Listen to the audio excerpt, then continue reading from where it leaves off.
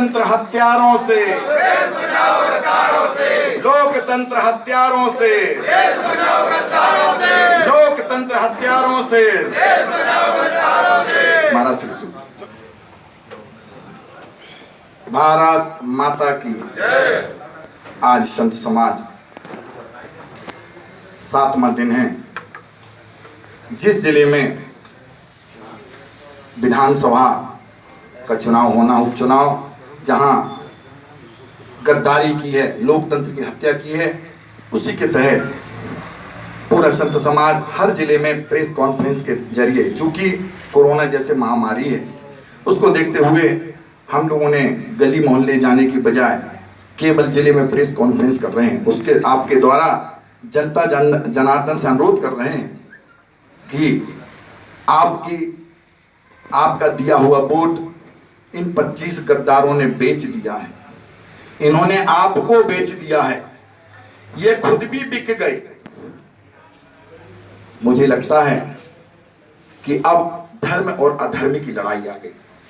एक तरफ धर्म है और जनता जनार्दन है, दूसरी तरफ अधर्म के साथ 25 गद्दार और बीजेपी है। यदि बीजेपी को भी समझना था, मध्य प्रदेश में शिवराज को भी समझना था कि यदि ये जनता को, मध्य प्रदेश की जनता को तुम्हारी सरकार यदि बनाना होती तो तुम्हारी विचारधारा पे वोट देते, पर तुम्हारे पे विश्वास नहीं था जनता को। आप खरीद फरोख्त करके सरकार बना रहे हैं, आपको जनता का विश्वास नहीं है।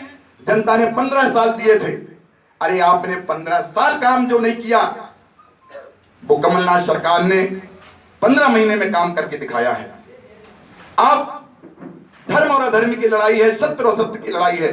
संतों का कर्तव्य है कि अंधेरे से उजाले की ओर ले जाना। जब संविधान को खतरा पहुंचेगा, संविधान का चीरहरण होगा, संविधान के टुकड़े टुकड़े होंगे, तो संतों का दायित्व बनता है कि जनता के सामने जाएं, चाहे वो कोई राजनीतिक पार्टी हो, चाहे कोई भी हो। हम ये नहीं कहते किसको वोट देना है, जनता स्वतंत्र है, जिसे वोट देना उसे वोट दें, पर इन 25 गद्दारों को वोट नहीं देना है, क्योंकि आपने इनको वोट दी थी। बाबा जी बताएं, क्या विपक्ष के तौर पर कांग्रेस इतनी कमजोर हो गई थी जो संत समाज को मोर्चा संभालना पड़ रहा है? संत समाज जो है, लोकतंत्र की हत्या हो रही है, संविधान का चीरहरण हो रहा है मध्य प्रदेश में, इसलिए संत समाज आ गया है।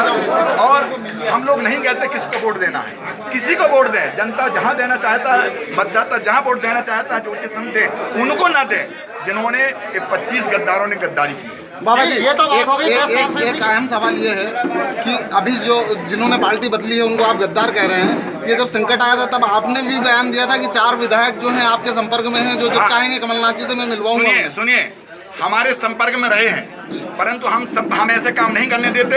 यदि होता तो करके बताते, मगर हमें लगा ये लोकतंत्र की हत्या हो रही है, इसलिए हमने उनको मना किया कि आप पहले 5 साल चलाइए, फिर आइए। भाजपा सरकार का आपने अवैध खनन का एक बार फिर आरोप लगाया कि अवैध खनन बढ़ गया, जबकि कमलनाथ सरकार में कम था। जी, क्या कहना आपका? क्या है? हमारा कहना है कि ये शिवराज सरकार भ्रष्ट थी, इसीलिए भ्रष्ट थी कि एक तो पहले इतना चला, हम लोगों ने घोटाला यात्रा निकालने के लिए परवश हो गए थे। इसके बाद नर्मदा के जब हमें काम मिला तो इन्होंने करने नहीं दिया, और अब जब कमलनाथ सरकार आई तो लगातार कार्रवाई होती रही।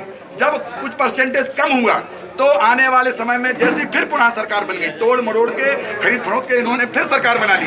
सबसे बड़ी बात तो इनको ये कहना चाहता हूँ कि नर्मदा की के तरफ तो कम से कम उनका दर्द, तुम नर्मदा के किनारे रहते हो सीएम मुख्यमंत्री जी, कम से कम तुम्हें उसका दर्द तो समझना चाहिए। नर्मदा काम आपको फिर से मिला तो आप लेंगे, शिवराज जी देंगे? हाँ बिल्कुल। मैं तो देखिए, मुझे पार्टी से लेना देना नहीं है, नर्मदा से लेना देना है। नर्मदा कोई भी सरकार बने, नर्मदा का काम जिसको भी मिलेगा, साधु संतों को, सांस तैयार रहेगी। दूसरी बात, अब मुझे मीडिया के माध्यम से पता चला, हम लोग लगातार यात्रा में हैं कि माननीय मुख्यमंत्री शिवराज जी को कोरोना पॉजिटिव, कोरोना हो गया। बड़ा हम लोग को बड़ा दुख लगा। मैं ईश्वर से प्रार्थना करता हूँ कि शिवराज जी तुरंत ठीक हो, भगवान जल्दी उनको ठीक करे, और यही हमारे सभी संतों का आशीर्वाद है कि जल्दी ठीक। दिग्विजय सिंह जी को लेकर एक घोषणा की थी आपने कि वो चुनाव हार जाएंगे, तो नहीं, ऐसा नहीं कहा आपको।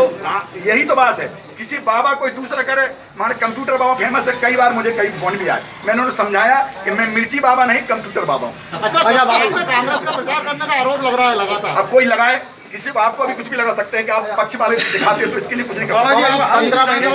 15 महीने नदी न्यास के अध्यक्ष रहे, बड़ी उपलब्धि कोई? बहुत बड़ी उपलब्धि। एक तो करीब 35 तो पोखरण चली, हमने रात दिन दौड़ते रहे, तो आज तक मशीनों का कारोबार कम हो गया और हम लोगों ने आगे तैयारी भी की थी, पर सरकार चली।